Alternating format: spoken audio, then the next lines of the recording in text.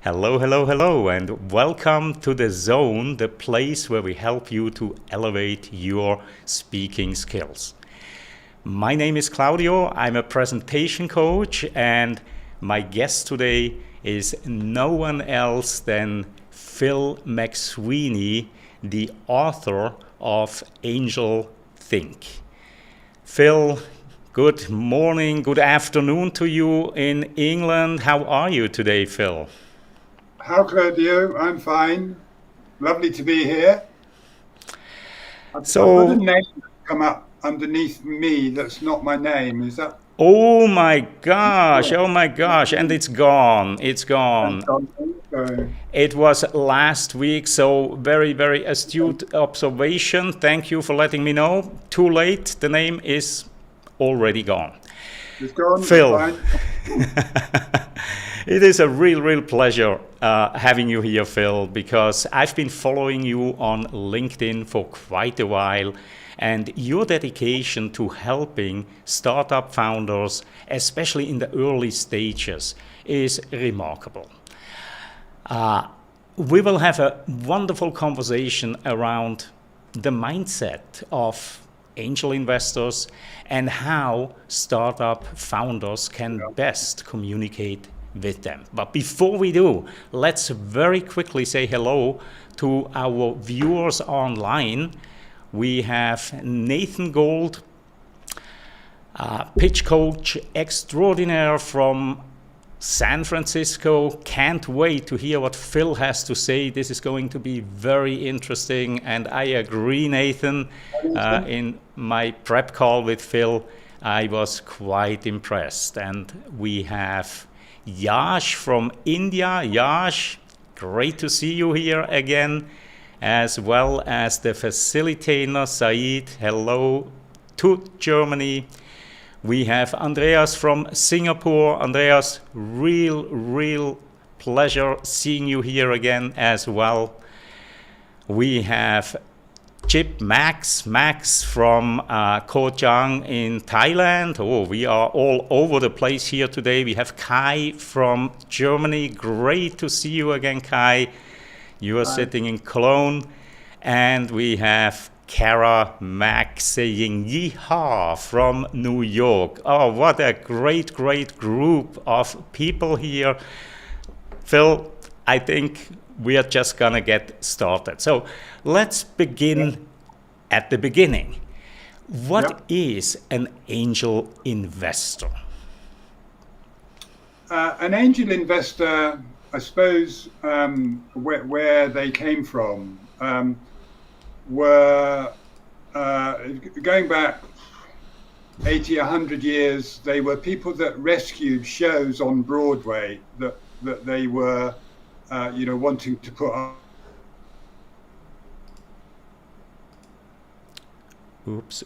So they raised money to put on a, All and just right. into supporting all kinds of businesses, where people wanted to launch a business and they needed to raise money to put on or to launch a business. But I think the thing that really needs emphasizing is that they're not charity donors. They are investing money in you in the anticipation that they'll get back what they've invested plus more. And what is the expectation in terms of getting back? Are they looking to hit the jackpot, or are Yes. these investors that are happy with a certain percent of return? I think what you have to take into account is the fact that most businesses will fail. So that if you said, well, I'd like twice the amount that I get back in 5 years, people might say, well, that's very reasonable. Or you might say, I'd like 5 times or even 10 times the amount that I invest back in 5 years or 10 years or whatever. And people might say, it seems a bit of a lot, it's a bit of an ask. But if 80 or 90% of the businesses you invest in that time are going to fail and you end up with nothing, then you have to kind of calibrate, what's a reasonable amount to get back, given that you will lose probably most of it. So. All right. So, Phil, one part of this program here is that we involve the audience a little bit. We engage them with a couple of trivia questions as we are going through the program. So let me bring out the first question of the day here, and I hope everybody watching us is ready for this one. What is the first thing an angel investor is likely to grow instead of wings? Is it A, a keen sense of humor? B, a startup t-shirt collection? C, sharp business instinct? Or D, a spreadsheet obsession?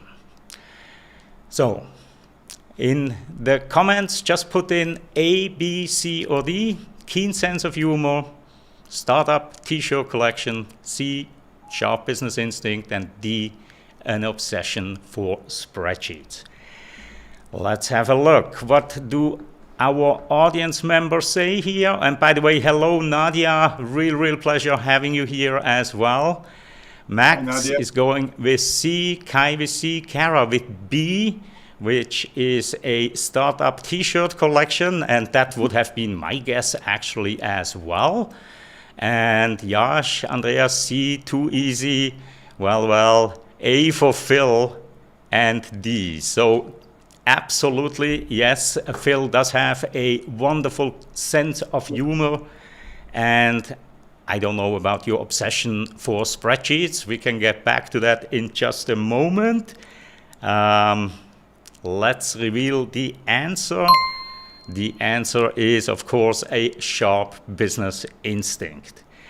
Now, Phil, you do have that sharp instinct for business. How did you develop it? Can I just comment on a couple of those? Yes, please. Sure. I think the option I would choose is probably not on there, and it would be the ability to say no. Ooh, nice one. Okay. The ability to say no very often.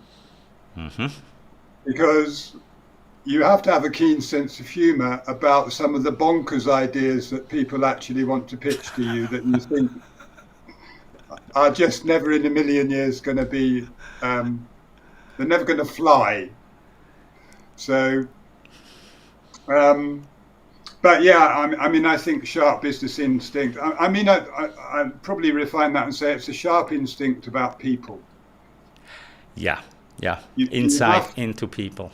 Yeah, you have to take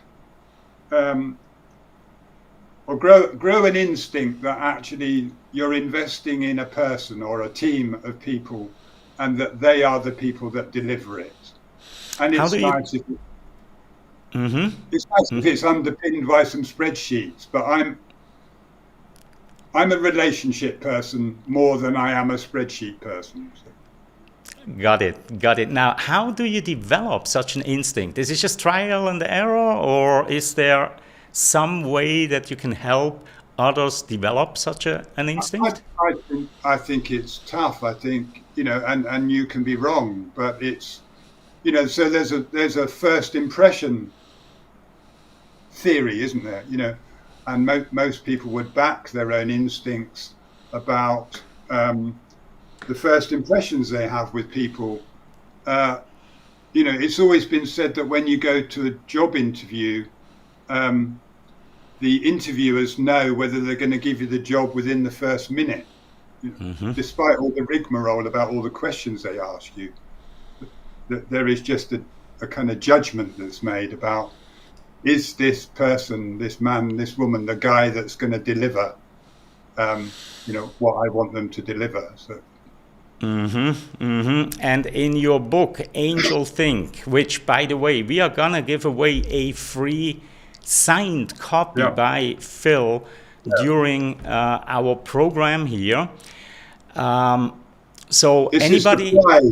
This is the prize you're after. That's the prize. That's the prize. And I have to say, I just recently read this book, and Yeah. I was blown away by several aspects. One is that your experience really comes through in every single page, in every paragraph. It's very, very clear. You know what you're talking about, and you're giving real tips, real advice, and you're not holding back. You're honest. What you just mentioned before about the first impressions. Here is one part from your book. I hope I hit the right button. Yeah. You say, I'll make judgments about you from the simplest things, your movements, your smile, your demeanor, eye contact, what you're wearing. That'll be you, pigeonholed. Yeah. Yeah. So it always strikes me as in my corporate life, whenever I went for a job that was, middle management or senior, you got asked to complete a whole batch of tests, psychometric tests, personality assessments, and so on. But you can call yourself a founder and you can go and ask people for £1 million, and there is absolutely no assessment of you in any kind of psychometric, personality, characteristics, strengths, anything. And it's just such an anomaly to me. But and I mean, it's a good thing from a founder's point of view. They don't have to prove anything to anybody. But yeah. Have you ever been wrong with your initial impressions? Either way, positive or negative. Yeah. Yes, I invested in somebody who turned out to be a complete crook. Okay. Had a business partner that had been to prison, had a criminal record. And okay. no, luckily, I didn't invest a great deal of money, but I lost all the money. Yeah. And we are getting a couple of really good questions in here. And one question from Nadia actually just ties into this. What is your due diligence process to vet startups and their teams you are investing or not? Like in this case here, right? A crook. He had a criminal record. Shouldn't have this come up during your due diligence phase? Yeah.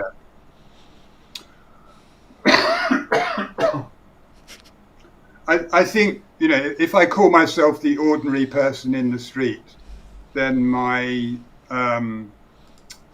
abilities to check people's, it might just be in the UK, but the ability to find out whether, people have a criminal record or not is limited.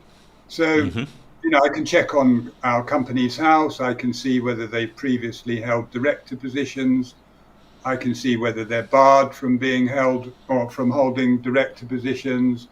I can do a Google search. I can find out, I can look on social media and see or LinkedIn and see what other people are saying about them. I can ask them to give me references or recommendations of, people that I should talk to about them. I can ask, who else they're taking investment from, and I can talk to them. But, if, as you can imagine, if people want to keep things a secret, then they'll do their best to keep things a secret. So, so it can be tough, and, and you have a certain faith, a certain optimism in people that 99% of people will just be straight, honest. Yeah. Their intention is to found a business, not to fleece people, from money. And there's another case when and this really cut me quite hard. I was approached by somebody that wanted, that had said they'd got a famous actor to do a voiceover of an animation film. Okay. For kids, and I invested some money for my kids, and I said to my kids, I gave them this, they were about 8 or 10, and I said, here is a gift that I hope will grow in time. You'll get royalties from this film that these people are making. And it turned out to be a complete scam. And if it had only been me that had lost the money, that would have been one thing. The fact that I had to go back a year later and tell my kids that this dream, that I'd given them was actually, it just needed tearing up, was really hard. I can imagine, and I just hope you didn't put all of their college fund in there, So well, I've invested your inheritance. Exactly. Oops, it's gone. Sorry, but the chance that you would have gotten royalty was there. Yeah. Let's get to the next question, Phil. Our next trivia question, because we have a lot of questions also from the audience. I love how engaged you are. We will get to these questions in due time. Let me bring up the next trivia question here. An essential skill for founders, according to Phil, is the secret investor handshake. B, binge watching Shark Tank. C, learning to fly, metaphorically of course. And D, thinking like angels. And I think this is another very, very easy one. Let's see. We always have to give it a couple seconds time here, Phil, because the latency here on YouTube sometimes is a little longer, sometimes not so long. But the answers should be coming in by now. Let's see. Nope, not yet. So there might be an issue. Okay, the answers are coming in. Here we go. What do we have? We have... Oh, Ira joined us as well. Ira from the Philippines. Nice to see you here, Ira. D. Think like an angel. D. I think this one was way too easy. And Max is going with X. All right. D. So this one, absolutely given, thinking like angels. Now, in a nutshell, Phil. There's a clue there in the title of my book, I suppose. I thought so. As well. By the way, I think my answer would be C. I mean, you need to be able to think like an angel thinks if you're looking for money. Mm-hmm. But if you actually want to scale a business, you have to work out what it is, how you need to grow yourself to be able to be that person that an investor wants to invest in. Indeed. Now, of course, as someone who coaches people to appear on Shark Tank, I personally would have gone, of course, with B, right? And that is a skill, to sit through an entire season of Shark Tank in one sitting. Ooh, boy, oh boy, oh boy. Yeah. All right. So I don't watch it. So. You don't? Oh, you're missing out on entertainment here. That's what it is. It's there for entertainment. Whether it's there to teach anybody seriously about, how they need to be or become, not necessarily. Not necessarily. Absolutely. So let's go to a couple other questions here. Yash is asking, do you, as an angel investor, prefer founders who are generalists or specialists? Yeah. Great question, Yash. I love that question. What's your take, Phil? Over time, I've narrowed down my, what investors call their thesis, if you like, or it's a smart word for, the sector or areas of interest we might be interested in. When I first became an angel, going back 15 or so years ago, I joined an angel group, and I was just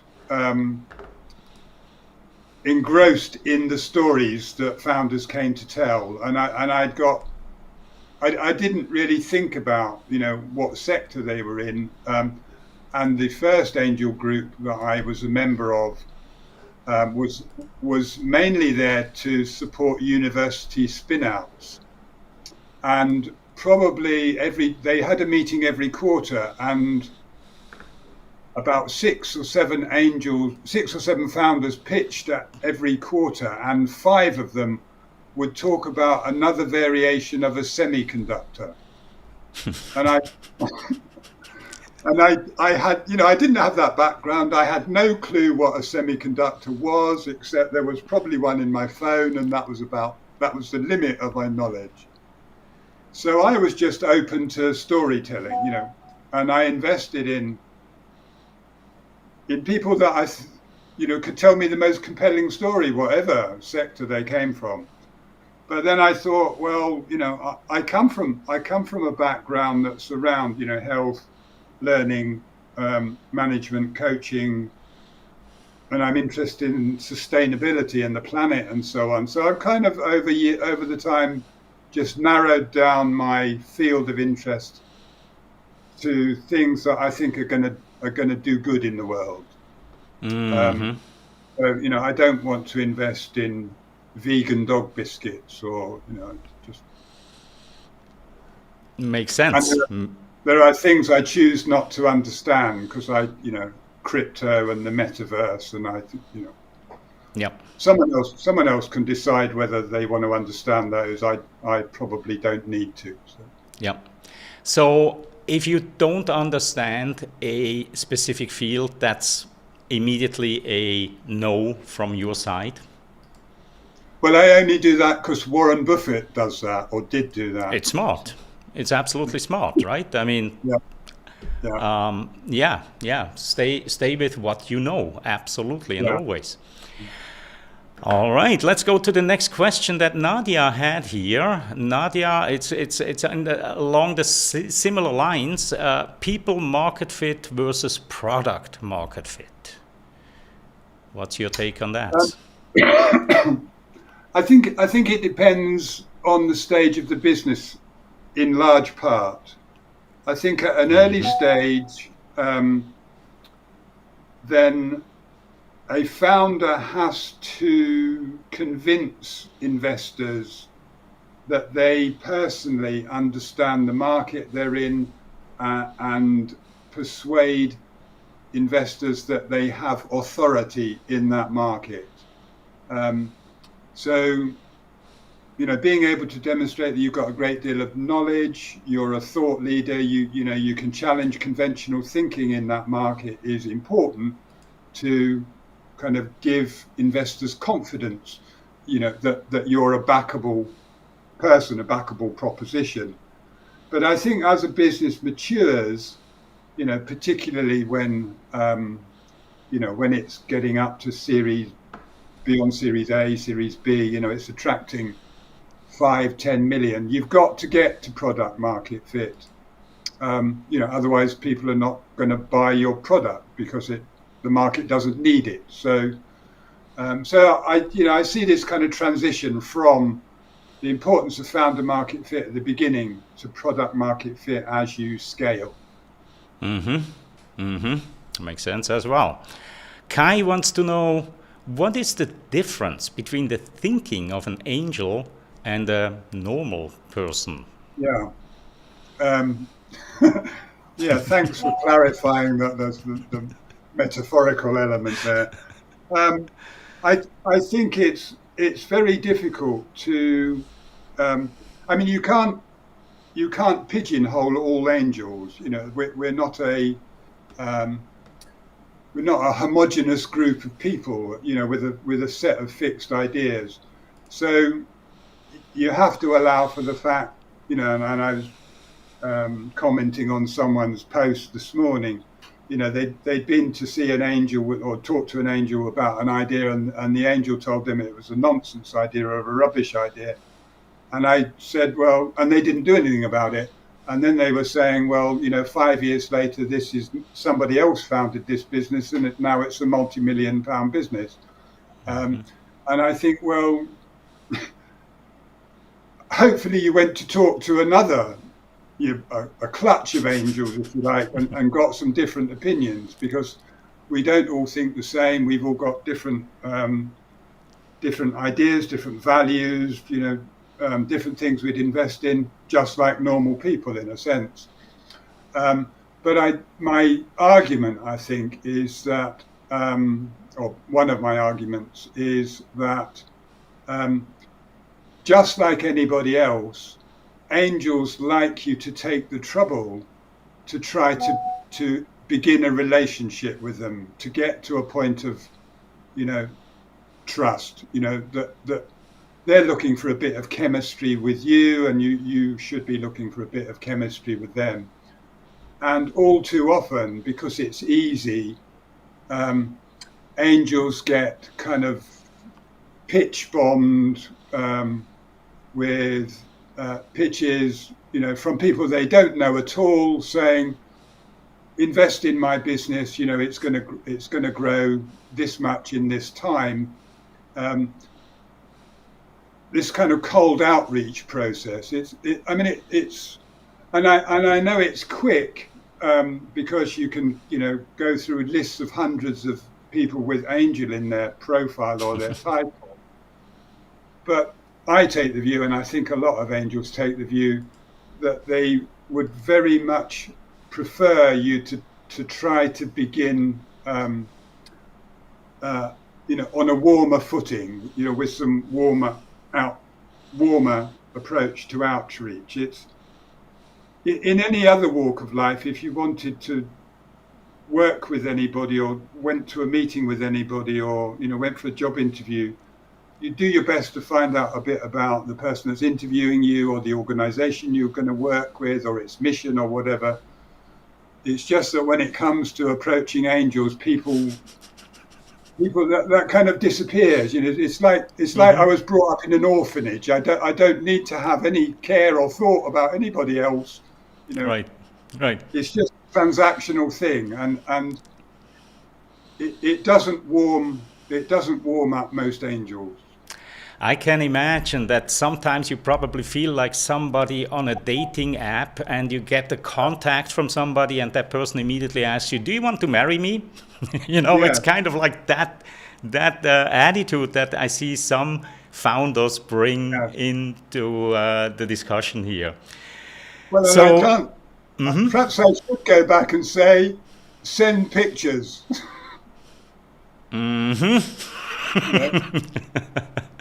Yes. I'll tell you if I'm interested if I see some pictures. Right. So let's go to another question here in our trivia. Let's see. What is the purpose of an initial investor pitch? Is it A, world domination, B, securing investment, C, starting a conversation, or D, enjoying coffee with VIPs? A, world domination, B, securing investment, C, starting a conversation, and D, enjoying coffee with VIPs. We have one answer coming in already.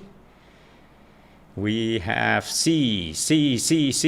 I'm so glad we are talking with the right group of people here, Phil, because yes, C.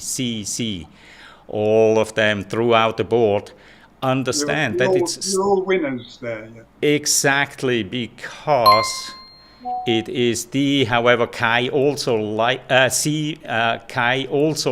D. Of course, who doesn't like having coffee with VIPs? But in my work, I ask so many people that approach me, can you help me with my pitch? And my first question is always, well, what is the purpose of your pitch? Yeah. And so many founders give me B as an answer, right? Well, it's to raise money, it's to secure funding, but it's not. And the key here, of course, is the word initial investor pitch, right? Again, it's almost like dating, and you're not going out and immediately ask the other person on the first day, hey, do you want to marry me? No, you just get to know each other and start the conversation. I have this theory, and I'd welcome your view on it too, Claudio, that when you pitch to somebody, and obviously you're making your story, your narrative as compelling as possible, the thing that actually does the work, that leads to the next conversation, is the seed or seeds that you've sown in their mind that this could be an interesting proposition. And it doesn't necessarily work for you to keep going back to them and saying tomorrow, well, Phil, what do you think? On Saturday, Phil, what do you think? You have to let that seed work itself. You have to let that seed grow, because you've given them a good enough idea at the beginning. And it's quite often, a week, a fortnight, or 3 weeks later, I'll have been mulling over this pitch, this idea, this proposal, and I'll go back and say, yeah, I'd like to talk again. And I don't want to be hurried into that. I don't want to be hassled. I like that germination, that rumination, if you like, to go on in my head. Yep. Wow, Phil, this is so interesting, and I just had a quick glance at the time, and we are already 30 minutes into our conversation, and I feel we just gotten started. We have some really, really great questions from the audience. Let me pull up one question from Nathan here. He wants to know, what is your favorite question to ask a startup? Do you have one or two that you can share with us? Oh, well, I think one, excuse me,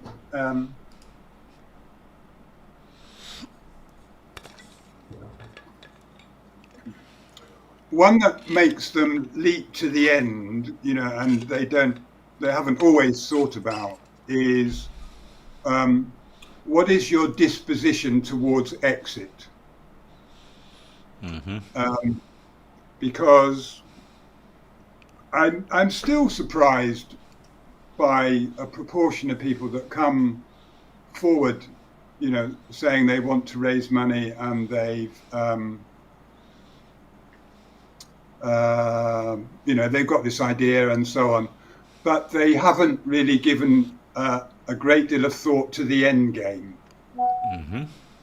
Because from an investor's point of view, the end game is what really matters. I can give back. I can have a good feeling that I'm doing something in the world to support people that are, at the beginning of a journey and so on. But I'm actually looking for a commitment to some way of returning my investment, and a commitment to a partnership with me, in which I will work as closely as they want me to over 5, 6, 7, maybe 10 years. That it's your analogy of a marriage, I think is a relevant one here, in that you're getting into a long-term relationship with someone that will mature over a period of time. So just asking for money is only the beginning of a maturing relationship, and I think people need to have a kind of appreciation of that. I've got a number of questions which I'll ask you some or I'll reply to some very quickly. Does the world really, really, really need what you're trying to bring into the world, and how sure are you that that's the case? If you're going to do this, will you love it? Because you're going to be doing it for a very long time. This is not a flash in the pan. Are you actually any good at it? What we talked about, can you be an authority? How sure can you be that people are going to pay for this and it will be profitable? What testing have you done to explore that?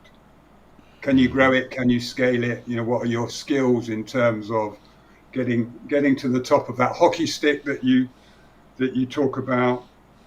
Can you tell a compelling story? You know, what emotional triggers are you trying to use to persuade me to say yes? You know, is it joy? Is it happiness? Is it guilt? Is it passion? You know, what actually is making me say yes? And the thing I said first, you know, comes back to that. Will you be able to leave it? You know, will you be able to walk away from it? Will you be able to exit? Will you be able to give it up? Will you be comfortable with that when the time comes? Because probably you don't, and neither do I, want to invest in a lifestyle business for you that in 10 years' time, you know, you've got comfortable, my money's tied up. You hopefully, you know, will be able to walk away with a life-changing amount of money, and you'll be able to give me some of that as well. And I want to be sure that that's what your mission is, if you like. Wow. This is indeed, as Nadia says, this is gold, Phil. Absolute gold.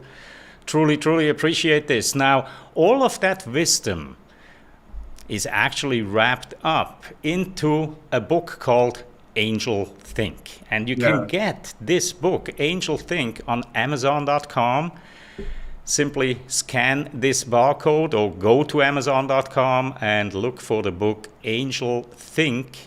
And just in case you are impatient and want to get a copy of the book that's not just in a hard copy version, but also signed by the author, well, you are in the right place. So let's get to our quick drawing here.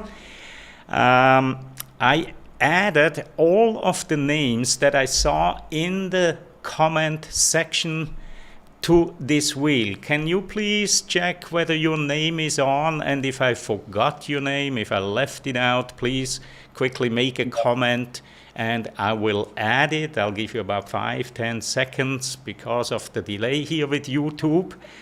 And all right, Nathan already has one, so we'll take his name off. Thank you very much, Nathan. All right. And thank you, Nathan. Yes. Nathan, and have you done a review on Amazon? I'm sure he will very soon. Okay. And you've got one from me coming as well. I actually just recently finished the book, right? And I was so busy preparing this session here. But I know, as someone who has a book on Amazon, actually two, one of them together with Nathan, right? And here we have one additional name here, Patrick. And Patrick is on the wheel. So let me shuffle this wheel a couple times just to make sure that everything is playing well, and then let's spin it. All right. And we have Ira Alquiros in the Philippines. Now that, of course, is gonna stretch our budget mailing that book to the Philippines, but Ira, no sweat. What you will need to do, Ira, is connect with Phil on LinkedIn. And then once you're connected with him, send him a message with your mailing address, and that book will be coming your way immediately. So congratulations, Ira. Very good. Wonderful. Now let me go back to a couple more questions. We only have actually time for one. So let me bring up the question from I Can Do 52. Come on. Many startups think they have a product idea that is worth investment, but no actual work in terms of a prototype. how would angel investors respond to those ideas? If it's really just an idea, but no work done yet. Yes. I guess it depends what you're looking for. If you're saying to an angel, I've got this idea and I'm looking for investment now, then you really have set yourself a pretty impossible mission, because there's a saying that says, ideas are cheap, ideas are 10 a penny.